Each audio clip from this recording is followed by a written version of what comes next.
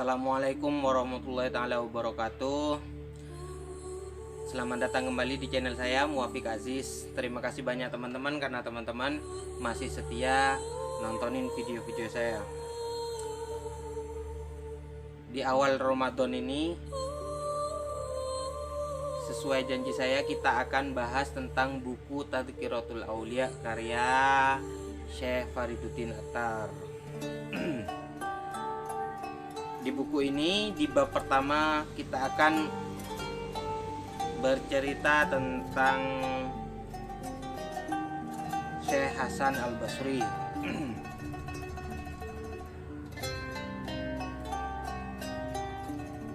Hasan Al-Basri itu lahir di kota Madinah, teman-teman. Tapi beliau itu besar di kota Basrah. Beliau itu lahir tahun 21 Hijriah dari seorang budak. Jadi Hasan Al-Basri ini putra dari seorang budak, yang mana nanti Hasan Al-Basri ini menjadi pembantu dari salah satu sahabat Nabi, yaitu Zaid bin Thabit.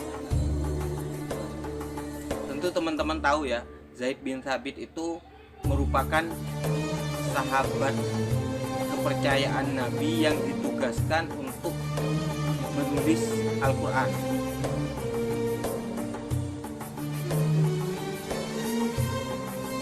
Karena Hasan ini dibesarkan di Basrah, teman-teman, jadi Hasan itu banyak bertemu dengan sahabat-sahabat Nabi yang generasi awal. Bahkan diriwayatkan Hasan ini pernah bertemu dengan 70 sahabat yang pernah ikut dalam perang Badar. Ini sesuatu yang luar biasa. Gini teman-teman, bisa berjumpa dengan generasi sahabat itu adalah suatu keberuntungan. Kalangan tabi yang berjumpa dengan satu sahabat itu sudah termasuk beruntung. Apalagi beliau ini ketemu dengan sahabat yang merupakan sahabat-sahabat besar, artinya sahabat-sahabat yang dia itu dari kalangan awal Islam gitu, awal Islam gitu. Itu sudah menjadi satu keberuntungan yang luar biasa. Hasan Al-Basri ini menjadi tokoh yang sangat terkemuka di zamannya dan terkenal karena kesolehannya. Bahkan beliau ini menentang orang yang suka foya-foya. Jadi umat Islam yang suka foya-foya itu sudah ada dari sejak zaman dahulu kala. Dan Hasan Al-Basri ini secara terang-terangan menentang umat Islam yang suka berfoya-foya seperti itu. Hasan Al-Basri ini wafat pada tahun 110 Hijriah. Kalau lahirnya tadi 21 Hijriah, wafatnya tahun 110 Hijriah. Dan setelah kewafatan beliau, seperti pidato-pidatonya itu masih banyak dikutip oleh cendekia penulis dari bangsa Arab kayak gitu tuh. Itu masih banyak yang mengutip pidato-pidato atau kata-kata dari Hasan Al-Basri. Bahkan surat-surat Hasan Al-Basri ini masih banyak yang masih bisa kita temui, yang masih bisa kita baca di era sekarang ini. Tentu ya di Basrah ya, atau di Arab sana gitu. Menurut buku ini, surat-surat beliau itu masih ada dan masih bisa dibaca sampai sekarang.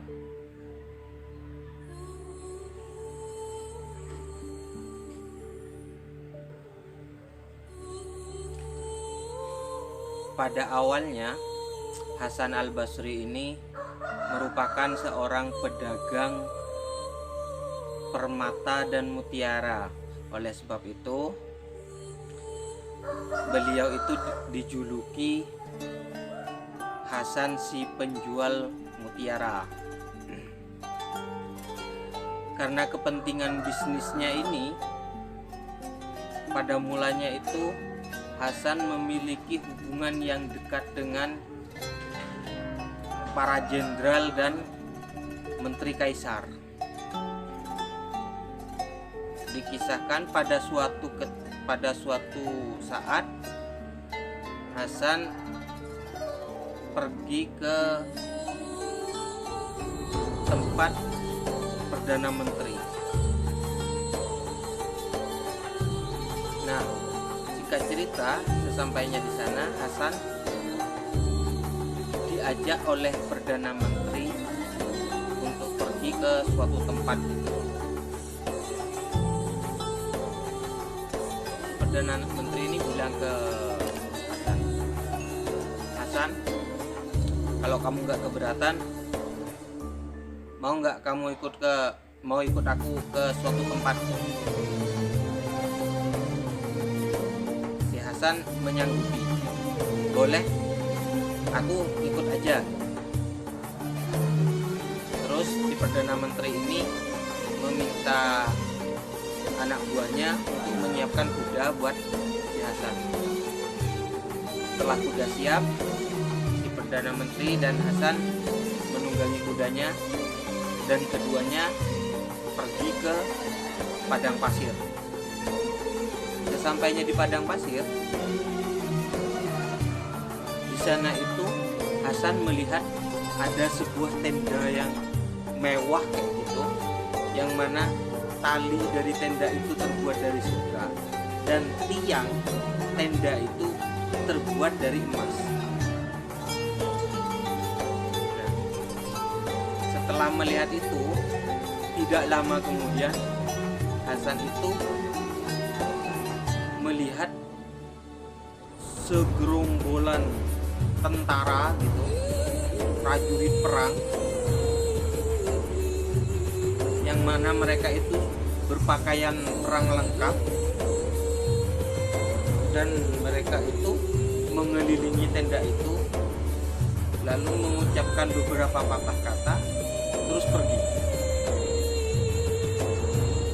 Tidak selang berapa lama datang lagi cendekiawan dan filosof yang kira-kira jumlahnya itu ada 400 orang, datang mengelilingi tenda itu juga,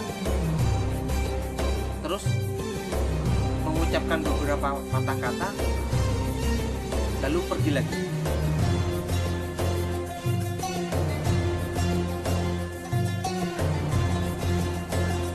Gak selang berapa lama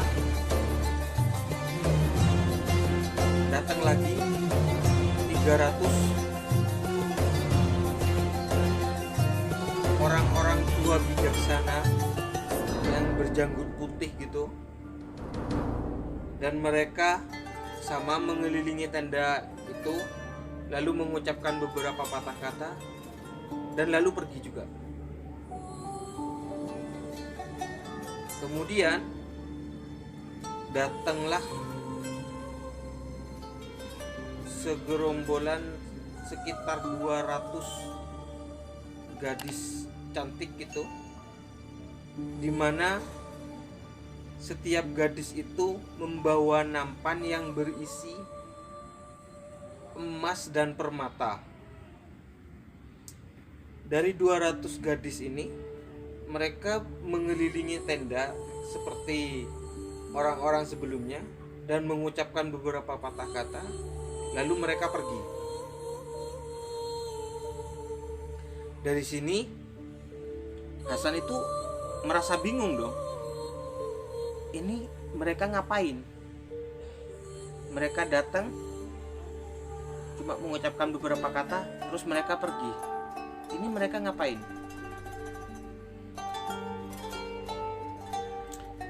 Di tengah kebingungannya ini, si Hasan bertanya ke Perdana Menteri. Perdana Menteri, ini sebenarnya apa yang sedang terjadi?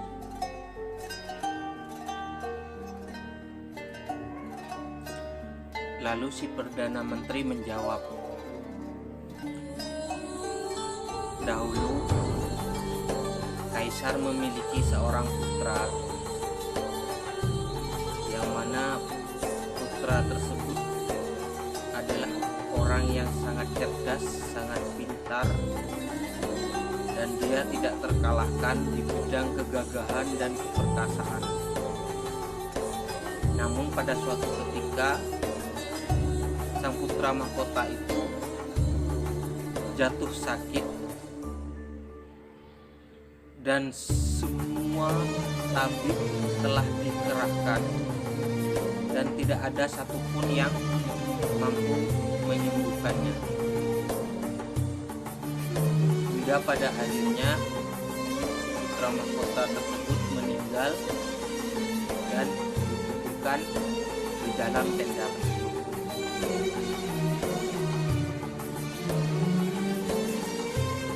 Lalu Perdana Menteri lanjut menceritakan, tentara yang datang tadi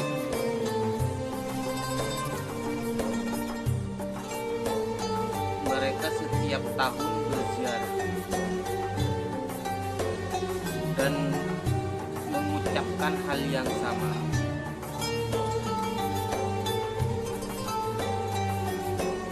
Ketika tentara itu datang, prajurit itu datang dan mengitari tenda tersebut, dia berkata, seandainya malapetaka ini ada di medan pertempuran,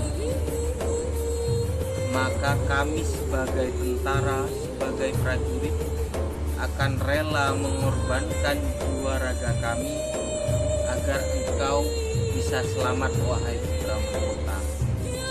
Namun bencana ini datang dari dia yang tidak bisa kami perangi, yang tidak mungkin bisa kami lawan.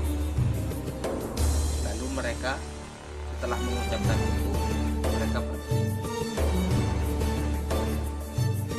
Filosof, 400 filosof dan cendekia yang datang itu juga demikian. Ketika mereka sudah mengelilingi tenda, mereka itu berkata, malapetaka ini datang dari dia yang tidak bisa kami lawan dengan alasan-alasan, yang tidak bisa kami lawan dengan pemikiran-pemikiran. Seandainya tidak demikian, sudah pasti kami membuat sebuah dalih-dalih yang tidak terbantahkan di dunia ini untuk menyelamatkan putra mahkota. Namun para cendekia, para filosof tidak lebih dari seorang bodoh di hadapan dia. Dan kami tidak bisa berbuat apa-apa untuk menyelamatkan putra mahkota. Lalu para filosof dan cendekia itu pergi. Berikutnya orang-orang bijaksana itu datang dan mengelilingi tenda itu.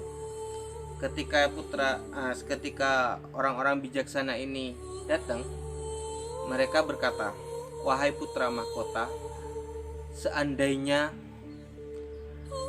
malapetaka ini bisa dirubah dengan campur tangan kami orang-orang tua, maka sudah pasti kami telah berdoa agar dia mau merubah malapetaka ini. Maka sudah pasti kami akan memohon dengan rendah hati agar putra mahkota bisa diselamatkan. Namun malapetaka ini datang dari dia dan kami tidak bisa ikut campur dalam keputusan ini. Lalu si orang-orang bijaksana ini pergi.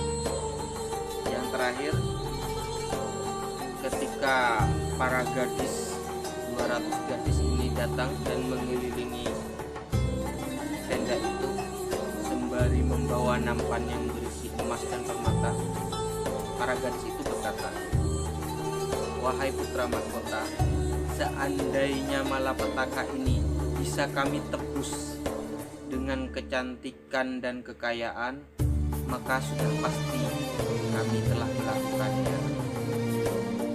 Lalu mereka pergi.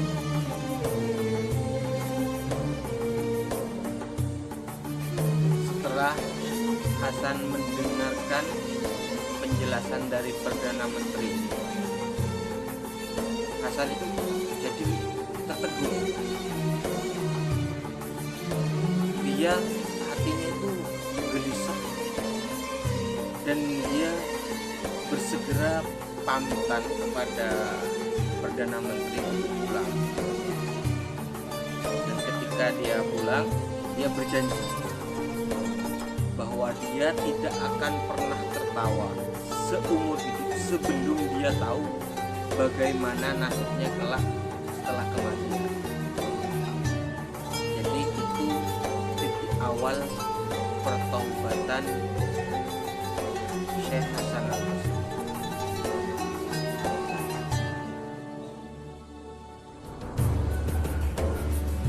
Hasan Al-Basri dan Abu Amr pada suatu ketika, Abu Amr itu sedang mengajarkan ilmu tafsir. Jadi Abu Amr ini seorang ahli tafsir ya di masanya. Dan ketika sedang kajian itu, tiba-tiba ada seorang pemuda tampan.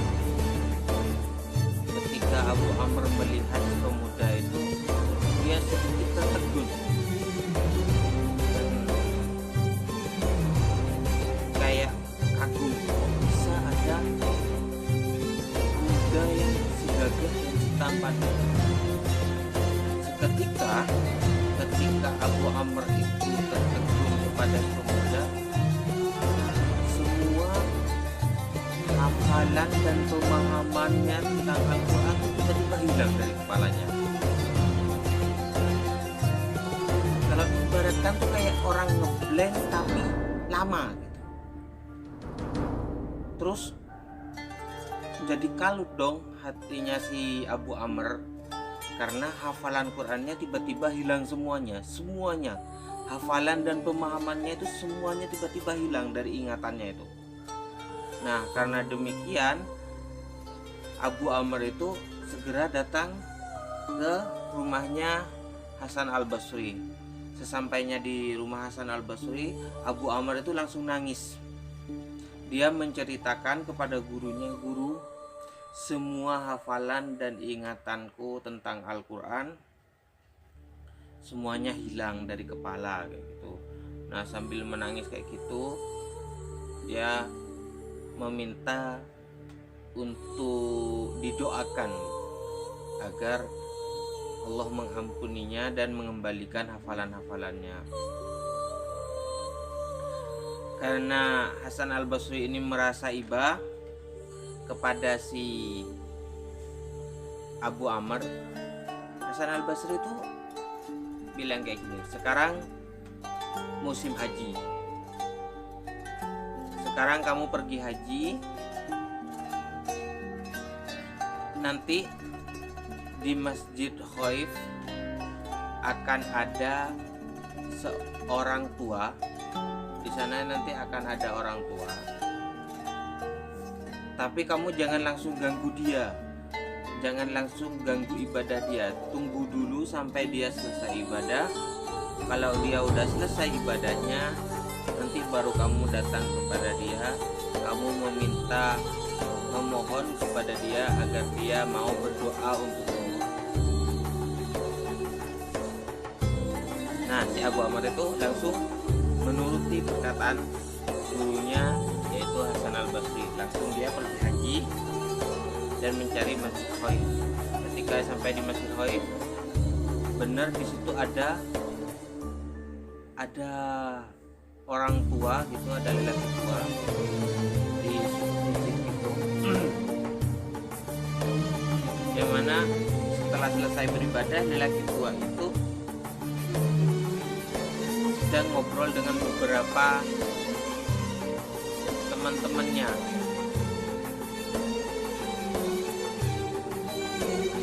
Nah, gak lama kemudian, di sela-sela mereka ngobrol ini, datang orang berjubah putih gitu, berpakaian jubah putih, datang menuju ke lingkaran orang-orang tua tadi yang sedang ngobrol, dan orang-orang yang ada di sekitar orang-orang tua tadi memberi jalan kepada orang yang itu, dan mereka mengobrol. Setelah asik mengobrol, tidak lama kemudian mereka itu saling berpamitan. Yang berpamitan pertama itu yang tadi berpakaian jubah putih, berpamitan, terus yang lain juga berpamitan pada pergi. Nah, Abu Amr melihat semua orang-orang itu yang asik ngobrol tadi udah pergi, dan merasa kalau dia nyamperin si bapak tua itu tidak akan mengganggu beliau. Jadi si Abu Amr langsung nyamperin. Sampainya di sana, dia langsung menangis dan menyampaikan keluh kesahnya tentang hafalannya dan pemahamannya tentang Al-Quran yang sudah hilang dari ingatannya.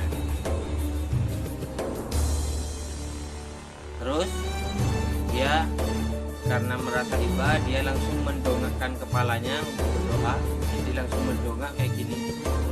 Nah, ketika si bapak-bapak tua itu mendongak gitu, bapak-bapak tua ini ibaratnya belum selesai dia mendongak, doanya belum selesai, ingatan si Abu Amr itu tentang hafalan Quran dan pemahamannya itu udah ingat kembali.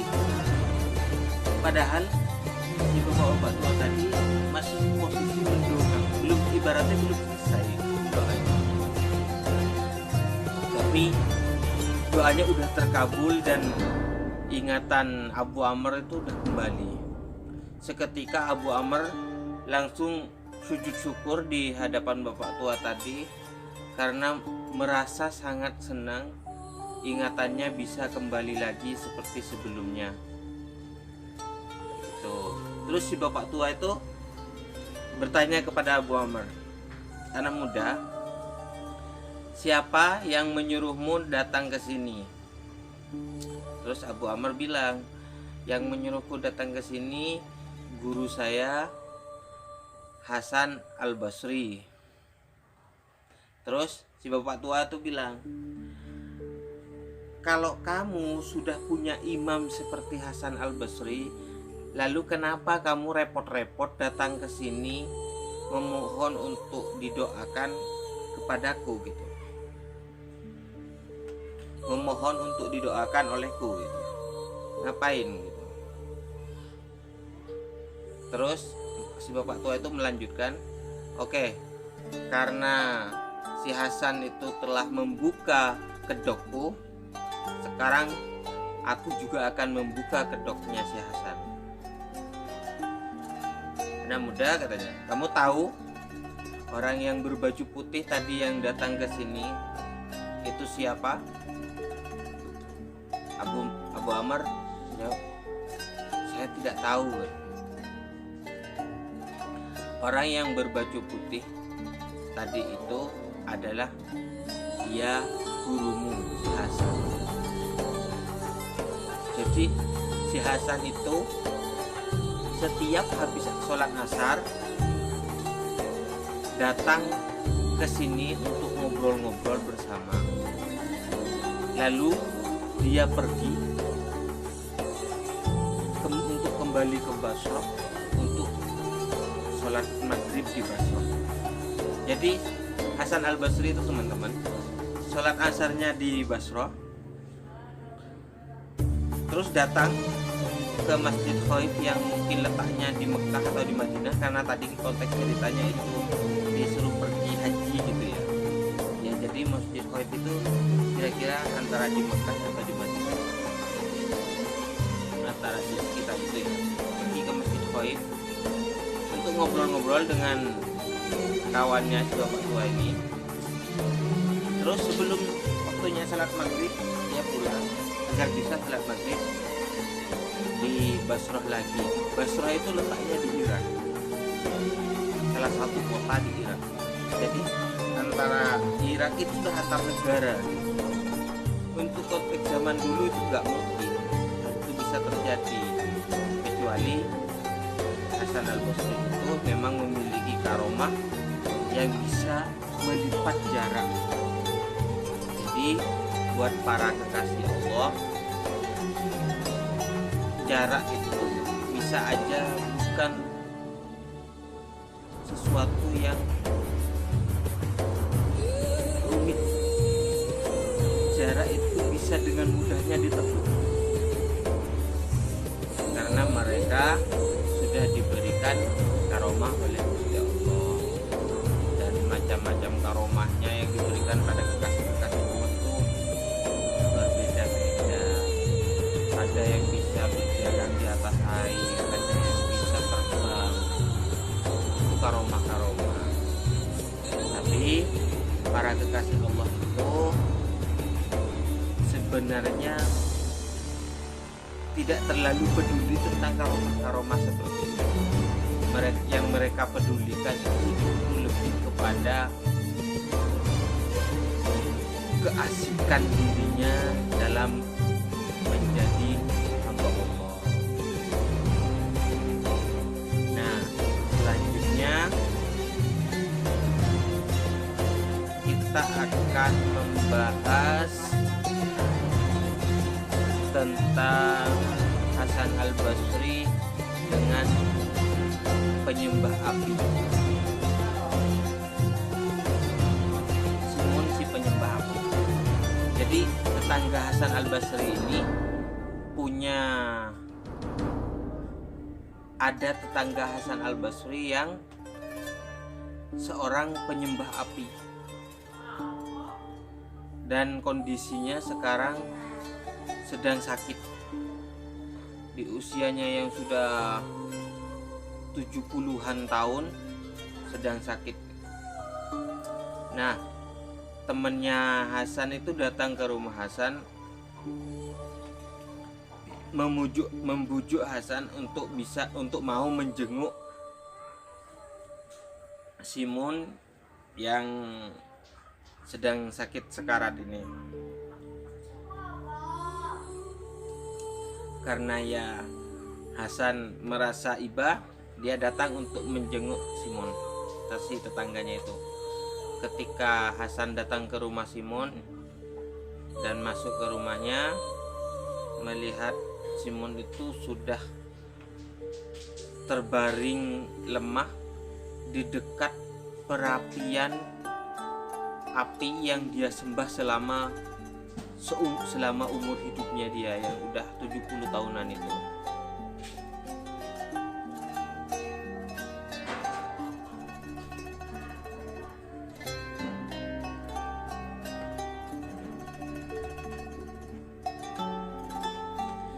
Setelah melihat kondisi Simon, Hasan berkata kepada Simon, "Simon,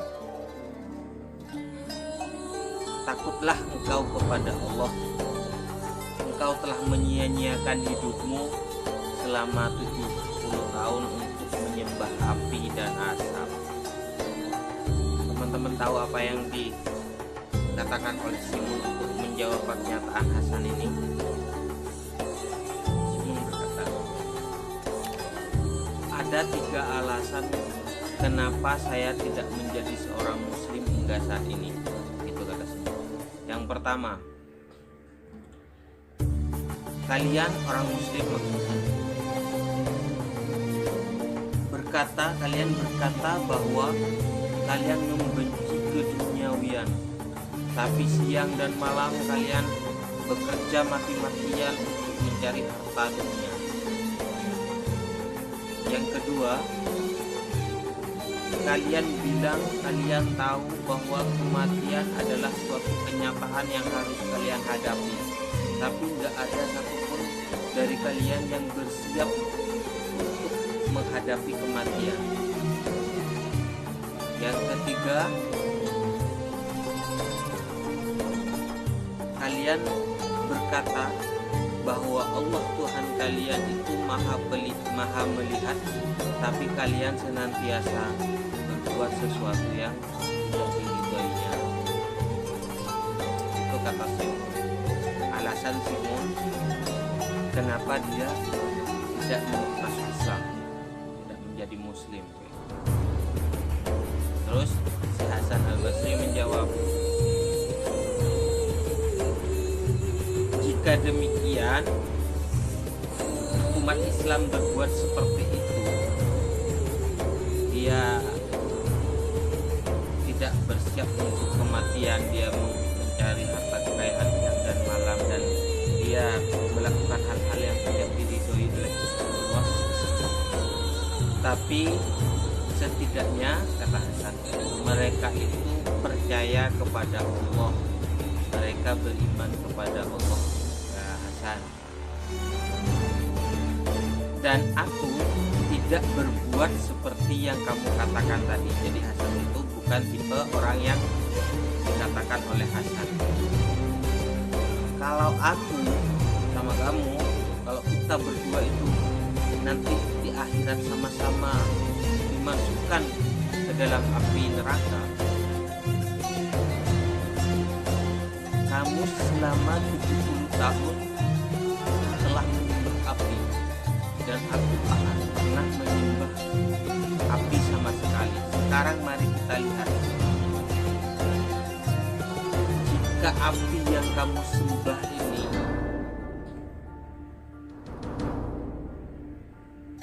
aku pegang dan Allah tidak menghendaki api itu membakarku, maka ia tidak akan bisa membakarku. Gitu kata Hasan Al-Basri. Lalu Hasan Al-Basri itu memasukkan tangannya ke tempat perapian yang biasanya disembah oleh Simon itu. Jadi tangan Hasan Al-Basri itu dimasukkan gitu ke dalam api. Dan benar tangan Hasan Al-Basri itu tidak terbakar. Lalu si Simon itu membuat pernyataan lagi kepada Hasan Al-Basri. Oke, aku mau masuk Islam, tapi aku butuh surat jaminan. Surat jaminan apa?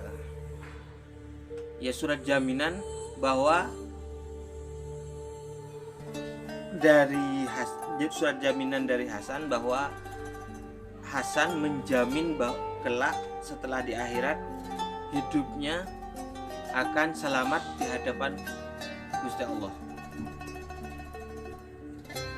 Jadi Simon tuh minta surat jaminan tertulis gitu, hitam di atas putih, agar ketika dia mati dia itu untuk bisa selamat di hadapan Gusti Allah. Disanggupin sama Hasan Al-Basri. Oke, sekarang kamu panggil dua saksi dan akan saya buatkan surat jaminan yang ditandatangani. Jadi dipanggil dua saksi dan dibuatkan surat jaminan bahwa Simon ini yang sudah masuk Islam nanti akan selamat ketika dibangkitkan dari kematian. Lalu Simon berwasiat, ketika aku mati kelak, ketika aku mati, surat ini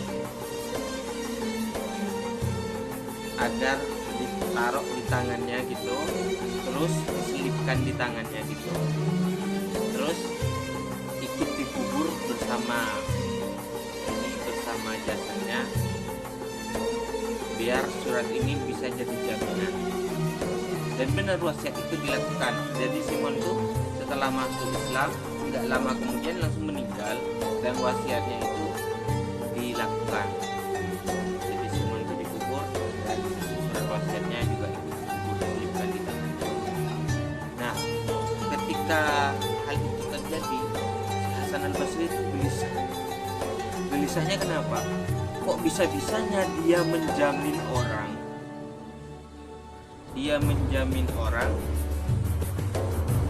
yang sudah 70 tahun menyembah api akan selamat di hadapan Gusti Allah. Kok berani-beraninya? Jadi dia tuh merasa gelisah, merasa takut, merasa bersalah. Takut apa yang dirasakan, takut apa yang dia lakukan itu sesuatu yang salah dan sesuatu yang tidak diridhoi oleh Gusti Allah. Jadi Hasan itu jadi gelisah. Nah, di tengah gelisahnya, ketika malam itu Hasan itu tertidur. Lalu di dalam tidurnya itu Hasan bermimpi bertemu dengan Simon, di mana wajah Simon itu di dalam mimpi Hasan terlihat berseri, dan Simon itu memakai pakaian yang gagah, menggunakan mahkota. Terus si Hasan tuh bertanya kepada Simon, Simon, gimana kabarmu sekarang? Hasan, kamu nggak perlu tanya kabarku, kamu udah bisa lihat sendiri sekarang gimana kondisinya. Ini surat jaminan yang kamu berikan kepadaku. Aku ucapkan terima kasih untuk itu.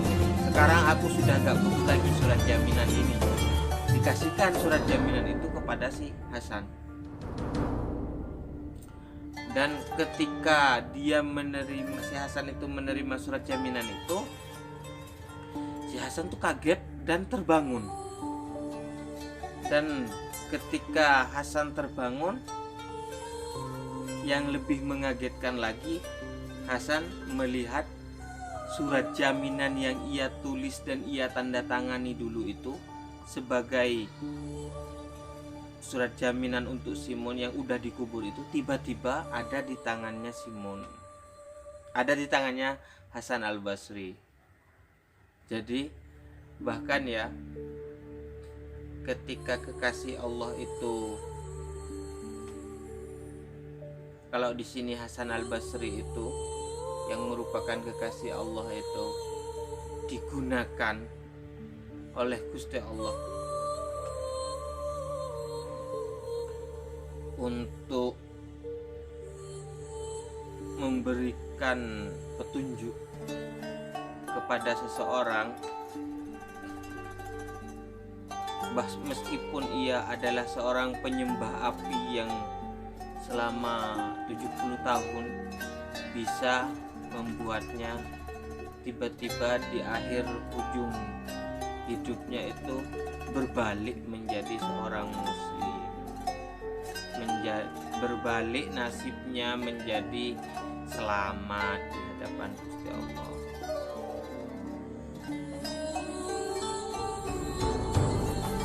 Itu ya teman-teman, cerita tentang Hasan al-Basri. Besok kita akan membahas tentang kekasih Allah yang kedua di bab 2, yaitu Malik bin Dinar. Akhirul kalam.